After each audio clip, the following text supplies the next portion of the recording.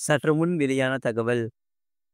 ஜூலை 1ஆம் தேதி முதல் அதிக பென்ஷன் கிடைக்கும் என்று முதல்வர் அறிவுறுத்தியுள்ளார். அத பத்தி பார்க்க போறோம். நீங்க நம்ம சேனல் சப்ஸ்கிரைப் பண்ணாம இருந்தீங்கன்னா மறக்காம லைக் பண்ணிக்கோங்க, சப்ஸ்கிரைப் பண்ணிக்கோங்க.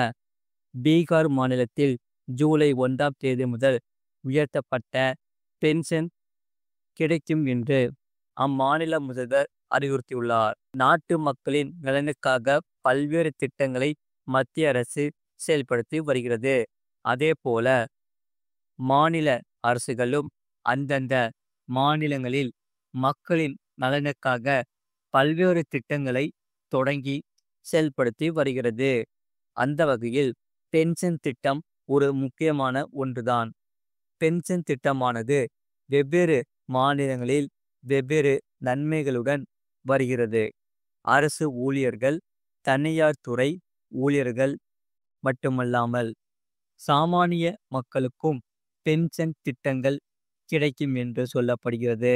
அந்த வகையில் பீகார் மாநிலத்தில் பொதுமக்களுக்காக ஒரு பென்ஷன் திட்டம் தொடங்கியுள்ளது. இந்த பென்ஷன் திட்டமானது இதற்கு கீழ் வழங்கப்படும் உதவித்தொகை தற்போது உயர்த்தப்பட்டுள்ளது. பீகார் மாநில முதல்வர் நிதிஷ் குமார் ஜூன் 21ஆம் தேதியன்று ஒரு அறிவிப்பை வெளியிட்டார். அதில் பீகார் மாநிலத்தின் சமூக பாதுகாப்பு ஓய்வூதிய திட்டத்தின் கீழ் வயதான, ஊனமுற்ற மற்றும் விதவை பெண்களுக்கு வழங்கப்படும் மாதாந்திர ஓய்வூதியத்தை 400 ரூபாயிலிருந்து 1100 ரூபாயாக உயர்த்துவதாக அறிவுறுத்தியுள்ளார். இதற்காக மாநில அரசின் இந்த முடிவு ஜூலை மாதம் முதல் அமலுக்கு வரும் என்று அறிவிக்கப்பட்டு உள்ளது. அதாவது 2025 ஜூலை மாதம் முதல் பயனாளிகளுக்கு உயர்த்தப்பட்ட பென்ஷன் தொகை கிடைக்கும். இந்த முடிவால் பீகார் மாநிலத்தில் 1,69,255 ஓய்வூதிய பயனாளிகள் நேரடியாக பயனடைவார்கள் என்று அரசு தரப்பில் கூறப்பட்டுள்ளது. இந்த ஆண்டு இறுதியில் முன்மொழியப்பட்ட பீகார் சட்டமன்ற தேர்தலுக்கு சற்று முன்பு முதலமைச்சரின் இந்த அறிவிப்பு வெளியாகி வந்தது. குறிப்பாக பீகார் முதல்வர் கூறுகையில், சமூக பாதுகாப்பு ஓய்வூதிய திட்டத்தின் கீழ் அனைத்து முதியவர்கள், ஊனமுற்ற மக்கள் மற்றும் விதவை பெண்கள் இனி ஒவ்வொரு மாதமும் 400 ரூபாய்க்கு பதிலாக ரூபாய் 1100 ஓய்வூதியத்தை பெறுவார்கள் என்பதை மகிழ்ச்சியுடன் தெரிவித்துக் கொள்கிறேன். ஜூலை மாதம் முதல் அனைத்து பயனாளிகளுக்கும் உயர்த்தப்பட்ட விகிதத்தில் ஓய்வூதியம் கிடைக்கும். இந்த தொகை மாதத்தின் 10ஆம் தேதி அனைத்து பயனாளிகளின் வங்கி கணக்குக்கும் அனுப்பப்படுவது உறுதி செய்யப்படும் என்று சொல்லப்பட்டது. இது 1.9 லட்சம் பயனாளிகளுக்கு பெரிதும் உதவியாக இருக்கும் என்று தெரிவிக்கப்பட்டுள்ளது. மேலும் பண நெருக்கடி இல்லாத வாழ்க்கையை உறுதி செய்வதே முதன்மையான முன்னுரிமை என்று முதல்வர் கூறியுள்ளார். முதியவர்கள் சமூகத்தின் முக்கிய அங்கமான உள்ளது. அவர்களின் மரியாதைக்குரிய வாழ்க்கையை உறுதி செய்வதே எங்கள் முதன்மையான முன்னுரிமையாகும். மாநில அரசு இந்த திசையில் தொடர்ந்து பாடுபடும் என்று அவர் மேலும் கூறியுள்ளார். இந்த முடிவு எடுத்ததற்கு துணை முதல்வர் சாம்ராஜ் சௌத்ரி முதலமைச்சருக்கு நன்றி தெரிவித்துள்ளார். இந்த முடிவை ஒரு வரலாற்று சிறப்புமிக்க நாள் என்று அவர் குறிப்பிட்டுள்ளார்.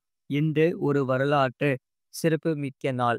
ஏனெனில் முதலமைச்சர் விதவை, முதியோர் மற்றும் மாற்றுத்திறனாளிகளுக்கான ஓய்வூதியத்தை அதிகரித்துள்ளது. இதற்கான முதலமைச்சருக்கு நன்றி கூறுகிறேன் என்று அவர் தெரிவித்துள்ளார்.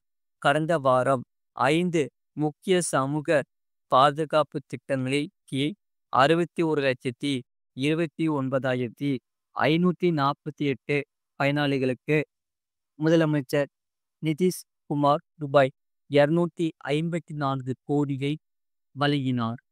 அதன் பின்னர் இந்த அறிவிப்பு வந்துள்ளது. ஜூன் 20ஆம் தேதியன்று பிரதமர் நரேந்திர மோடி பீகார் மாநிலம் சிவானில் ரூபாய் 5200 கோடிக்கு மேல் மதிப்புள்ள வளர்ச்சி திட்டங்களை தொடங்கி வைத்து அடிக்கல் நாட்டினார். அங்கு ஒரு பெரிய கூட்டத்தில் உரையாற்றிய பிரதமர், இந்தியா 3வது பெரிய பொருளாதாரமாக மாறுவதற்கான பாதையில் உள்ளது. அதில் பீகார் மாநிலம் முக்கிய பங்கு வகிக்கும் என்று சொல்லப்படுகிறது என்று கூறினார். அது மட்டும் இல்லாமல் அதேபோல தமிழகத்தில் இந்த வாரம் மழைக்கு வாய்ப்பு இருப்பதாக வானிலை ஆய்வு மையம் தெரிவித்துள்ளது. அதாவது இந்த நிலையில் இன்று நீலகிரி, கோவை, திருப்பூர், தேனி, திண்டுக்கல், தென்காசி, திருநெல்வேலி, திருவள்ளூர், சென்னை, செங்கல்பட்டு, காஞ்சிபுரம் ஆகிய மாவட்டங்களில் மழைக்கு வாய்ப்புள்ளதாக தெரிவிக்கப்பட்டுள்ளது. தமிழகத்தில் கோடை வெயிலில் அதிகமாக இருக்கும் மே மாதத்தில் மழை பெய்த நிலையில் மழை தொடங்க இருக்கும் ஜூன் மாதத்தில் வெயில் கொளுத்தி வருகிறது. கடந்த சில தினங்களாகவே நெல்லை, தென்காசி, தேனி, கோவை, நீலகிரி உள்ளிட்ட மேற்கு தொடர்ச்சி மலை பகுதிகளில் கனமழை பெய்து வருகிறது. இந்த நிலையில் தற்போது வானிலை அடியோடு மாறி இருக்கிறது. மழை பெய்த பகுதிகளில் எல்லாம் வெயில் அதிகமாக இருக்கிறது. குறிப்பாக சென்னை, திருவள்ளூர், கடலூர் ஆகிய மாவட்டங்களில் வெயில் கொளுத்தி வருகிறது. இதனால் மக்கள் அசௌகரியமாக உணர்கின்றனர். கோடை வெயில் குறையும் என எதிர்பார்த்த நிலையில் திடீரென வெயில் அதிகரித்து இருப்பது மக்களை கடும் இன்னலுக்கு ஆளாகி உள்ளது. இந்த நிலையில் மக்கள் மனதை குளிர்விக்கும் வகையில் வரும் வாரத்தில் மழைக்கு வாய்ப்பு இருப்பதாக தெரிவிக்கப்பட்டுள்ளது. சொன்னபடி போலவே நேற்று தேனி, திண்டுக்கல், சென்னை ஆகிய மாவட்டங்களில் நல்ல மழை பெய்துள்ளது.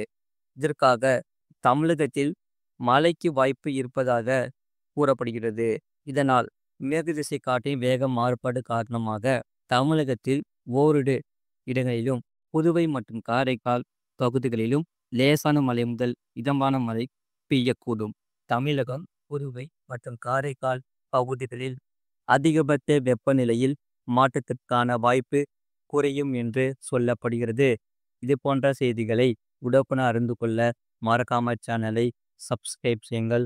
மற்றவர்களுக்கு தெரியப்படுத்த ஷேர் செய்யுங்கள்.